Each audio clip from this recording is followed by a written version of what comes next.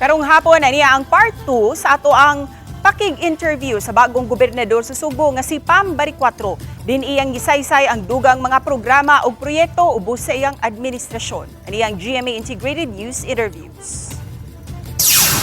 Ikaduhang hugna sa atong pakighinabi kang Cebu Governor-Elect Pam Baricuatro sayranta ang iyang plataporma sa healthcare services, sa turismo ug uban pang mga issue. Lakip na ang iyang pagpanerbaho niya uban sa napiling vice governor, board members ug mga mayor sa kalungsuran.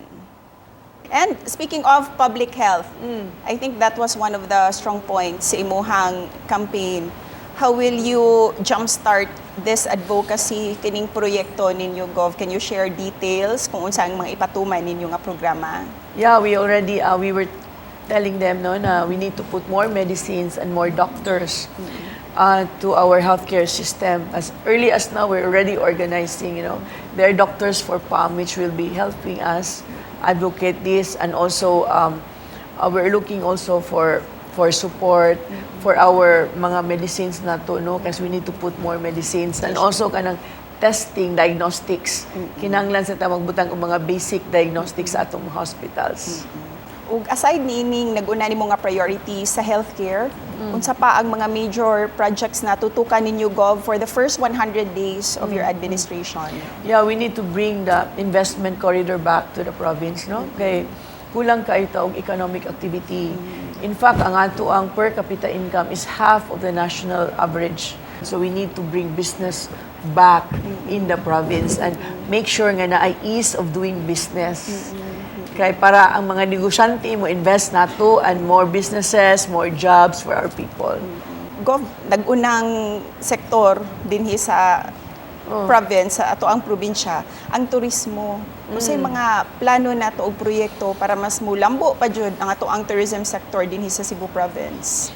We were just talking about that earlier, nga ning baba gyud ang ato ang tourism industry diri sa Cebu, We have to yield control to be in control of our tourism industry here. Kay sobra ra kaayo sila ka-controlling sa industriya diri. Everything adto dito sa Kapitolyo, portal na kuan niya ang collection dito, daghan kay taxes, na ay adto ka small ball. Did you know that, says nga musud ka small ball? Nanay environmental kuan tax niya, kung muligo ka na nasay tourism tax, tanan na lang takson. So kung ikay turista, ganahan ka mo adto sa kalugar, nakadalihok nimo, mabayron ka. Daghan ang nangutana. Kung ipadayon pa ba gihapon ubos sa imuhang administrasyon ang Pasigarbo sa Sugbo? We will find another alternative, but definitely not that one, because it cost us 2.55 million, for a one-day event. I would rather put that money in the healthcare system rather than spend it dancing around the street and 3 a.m. at 4 a.m. when everybody is so tired and sila nila yung nagtanaw silang kaugalingon. And how about Suroy-Suroy sa Sugbo, Gov? Kay usa naman dyan siya sa mga nailah nga activity dinhi sa Sugbo. Para nako, says ang dapat magsuroy-suroy ka ng mga mobile clinics, mobile kitchen, mobile food trucks, mo tanay angay magsuroy-suroy dito sa pinakalayo ng mga probinsya.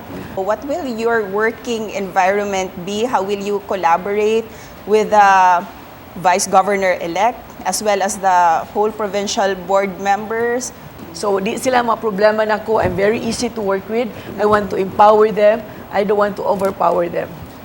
As they say, election is also a time for healing and reconciliation. After all, para ni sa mga Subuano, would you be willing to have a dialogue with incumbent Governor Gwen Garcia?